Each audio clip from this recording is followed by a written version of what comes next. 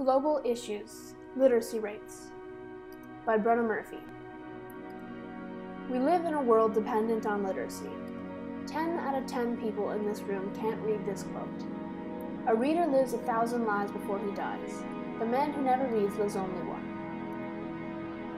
Better? There are still 4 out of 10 people in this country that can't read it.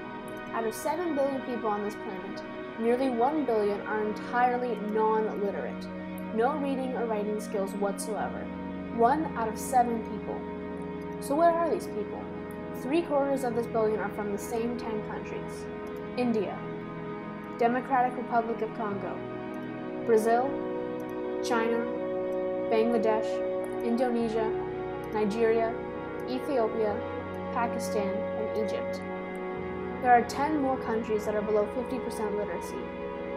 Most of these issues are taking place in third world countries, but it certainly affects us here at home. In Canada, there are 5 levels of literacy. Levels 1 and 2 cover basic elementary capabilities, knowing the alphabet, writing simple sentences, and reading picture books. Level 3 equates to that of high school or middle school. This is considered the minimum requirement for even entry-level jobs.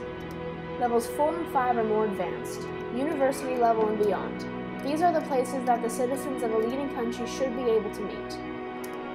And yet, there is still 42% of Canada's population with low literacy skills, and 55% of working adults that have literacy skills that are deemed unhealthy. So how does not being able to read come close to being important over such serious issues like homelessness, war, homophobia, refugees, fair trade issues, and a series of other global problems? Well, it's been proven on almost all fronts that the man who reads versus the man who does not wins nearly every time. Literacy can actually improve your health. People aged 16 to 65 in poor health scored lower on document literacy than healthy people. It also helps financially. Investment in literacy programming generates a 241% return on investment. Countries with the highest literacy rates, such as Finland and Sweden, are also the happiest countries in the world. Lastly, job opportunities. Less than 20% of people with the lowest literacy skills are employed, making it a huge factor in pursuing the career of your choice. Isn't it interesting? Literacy is not a difficult problem to fix. One solution is improving the quality of standardized testing, making sure that students pass because they're qualified, not to just fill quotas. Everyone is capable of reading and writing, but the tools simply aren't available to some. By providing the proper teaching, funding, and resources to the world, we can almost entirely eliminate this problem. Especially by utilizing the internet and global communications, we can teach our own country and the world to read. There are definitely some interesting facts about illiteracy. These are the 10 most interesting. Number 10. Over 2/3 of Americans who read below 4th grade level are either in prison or on welfare. Number 9. 88% of seniors over the age of 65 are illiterate. Number 8. 70% of North Americans below level 2 are employed. Number 7. Increasing literacy rates by just 1% can generate $18 billion for Canada.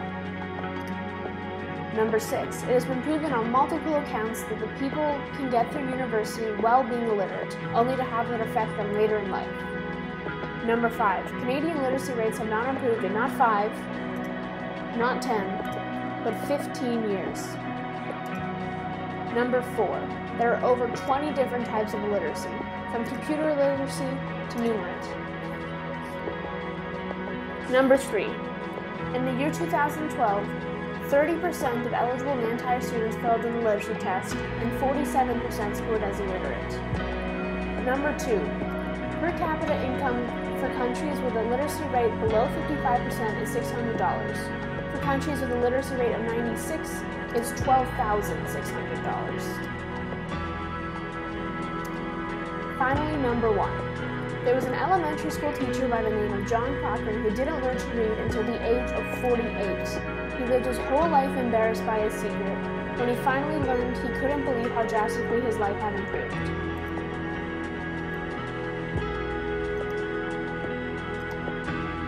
Hopefully one day it will seem silly that people went through life without ever having to learn to read or write. Maybe the future generations will be surprised to hear about it.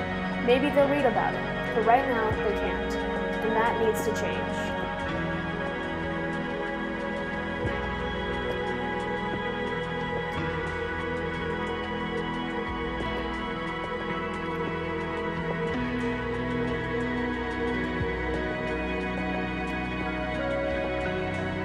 Thank you for watching my presentation.